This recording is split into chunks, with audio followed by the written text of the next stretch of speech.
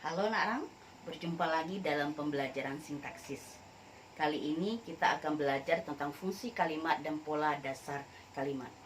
Berbicara tentang fungsi kalimat, maka kita akan berbicara tentang unsur subjek, predikat, objek, pelengkap, dan keterangan. Mari kita kenali 5 fungsi kalimat tersebut. Yang pertama adalah subjek. Subjek bisa kita kenali dari ciri-cirinya. Ciri yang pertama adalah subjek selalu diisi oleh kelas kata benda atau kata kerja. Akan tetapi kata kerja yang menduduki fungsi sebagai subjek itu tidak produktif. Mari kita lihat contoh berikut. Wanita yang berselendang itu cantik. Pada kalimat tersebut yang menjadi subjek adalah wanita yang berselendang itu. Kita katakan subjek. Manakah kata benda yang diduduki oleh fungsi subjek itu? Sebelum itu, kita pernah belajar tentang frasa, bahwa dalam sebuah frasa itu ada unsur inti frasa dan unsur atribut. Pada subjek wanita yang berselendang itu, yang menjadi inti frasa adalah kata wanita. Wanita menduduki jenis kata benda. Itu ciri yang pertama. Ciri yang kedua adalah subjek tersebut bisa ditanya dengan kata tanya siapa, kalau seandainya dia adalah nomina yang bernyawa. Pada contoh yang ada di sini kita bisa bertanya, siapakah yang cantik? Maka jawabannya adalah wanita yang berselendang itu. Ciri subjek yang ketiga, dia bisa dikenai oleh pewatas yang. Ciri yang keempat adalah subjek juga bisa dipewatas kata penunjuk ini dan itu. Jadi pada kalimat wanita yang berselendang itu cantik, maka yang berfungsi sebagai subjek adalah wanita yang berselendang itu. Fungsi yang kedua adalah predikat.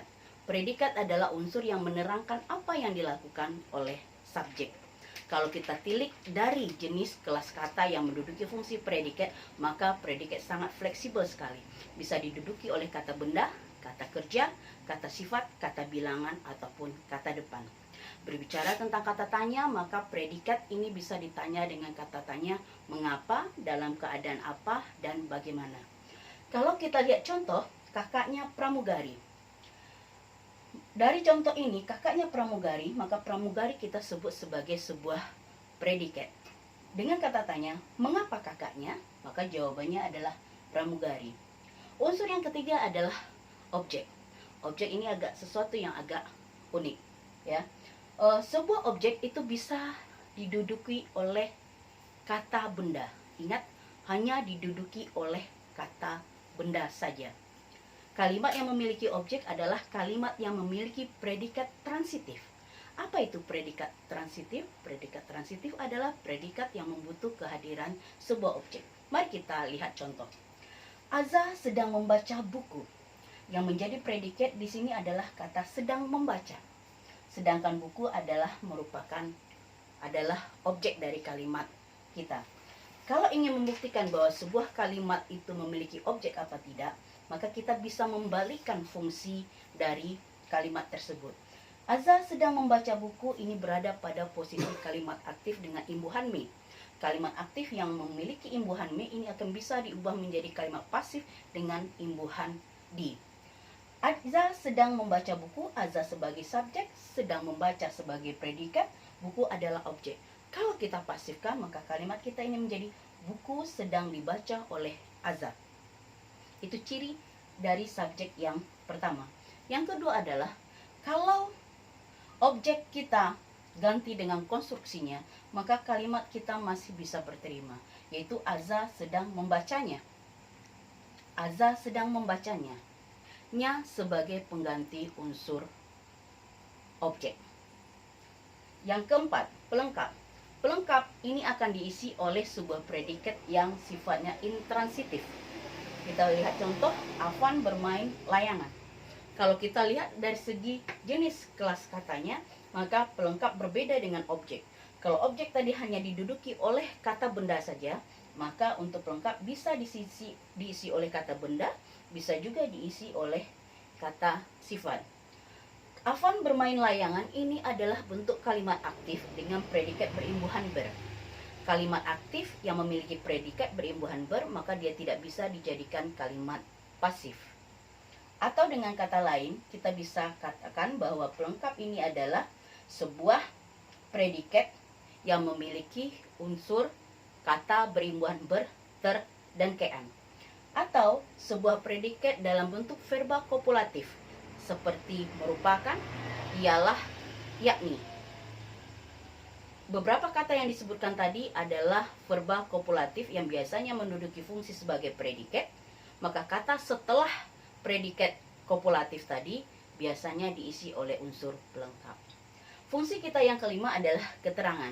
Keterangan ini sifatnya manasuka. Dia bisa diletakkan di awal kalimat, di tengah kalimat, dan di akhir. Kalau di tengah kalimat, maka dia berada di antara unsur subjek dan predikat. Pada contoh kalimat kita, Fatih menjuarai lomba kemarin. Ini fungsi keterangan yang berada di bagian akhir dari kalimat kita.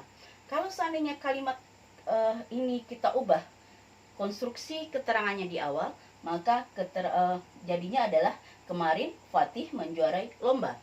Kalau kita letakkan dia di tengah, maka Fatih kemarin menjuarai lomba yang ada. Baik, itu dari segi fungsi kalimat. Hari ini, setelah itu kita akan belajar tentang bagaimana pola dasar kalimat. Bicara tentang pola dasar kalimat, maka kita bicara tentang unsur subjek dan predikat. Sekali lagi, bicara tentang pola dasar kalimat, sesungguhnya kita bicara tentang unsur subjek dan predikat di dalam sebuah kalimat. Bagaimana konstruksi subjek dan predikat itu terbentuk? Kita bisa lihat yang pertama, konstruksi dari pola dasar kalimat kita adalah terdiri atas kata benda dan kata benda. Artinya, subjek berupa kata benda, predikatnya juga berupa kata benda. Kita berikan contoh, ayahnya dosen. Ayahnya sebagai subjek, dosen sebagai predikat. Ayahnya adalah kata benda, dosen adalah kata benda. Konstruksi pola dasar yang kedua adalah kata benda dan kata kerja. Subjeknya adalah kata benda, ready, kemudian kata kerjanya sebagai predikat berlari. Ready, berlari. Konstruksi yang ketiga adalah kata benda dan kata sifat. Kita berikan contoh, adik sebagai kata benda, berfungsi sebagai subjek, cantik adalah predikat yang berfungsi sebagai predikat yang menduduki kelas kata sifat. Konstruksi yang keempat terdiri atas unsur kata benda dan kata bilangan. Kata benda sebagai subjek dalam hal ini adalah ayat. Kata bilangan dalam hal ini adalah predikat yang diwakili oleh kata dua ekor. Jadi konstruksinya adalah kata benda dan kata bilangan. Konstruksi yang kelima adalah kata benda dengan kata depan, di mana kata benda sebagai subjek, kata depan sebagai predikat. Ratna subjek, di kampus sebagai predikat. Mohon dibedakan nanti penggunaan di kampus sebagai konstruksi keterangan. Dalam hal ini, kalau misalnya subjek langsung digabungkan dengan kata depan, maka kata depan itu berfungsi sebagai sebuah predikat. Dapat kita simpulkan bahwa pola dasar kalimat dalam bahasa Indonesia itu menduduki fungsi subjek dan predikat, di mana subjeknya nanti bisa menduduki fungsi kata benda, predikatnya kata benda. Yang kedua adalah subjeknya kata benda, predikatnya kata kerja. Yang ketiga, subjeknya kata benda, predikatnya adalah kata sifat. Yang keempat, pola subjek merupakan kata benda, predikatnya adalah kata bilangan. Dan yang terakhir adalah konstruksi subjek berupa kata benda dan predikat berupa kata depan.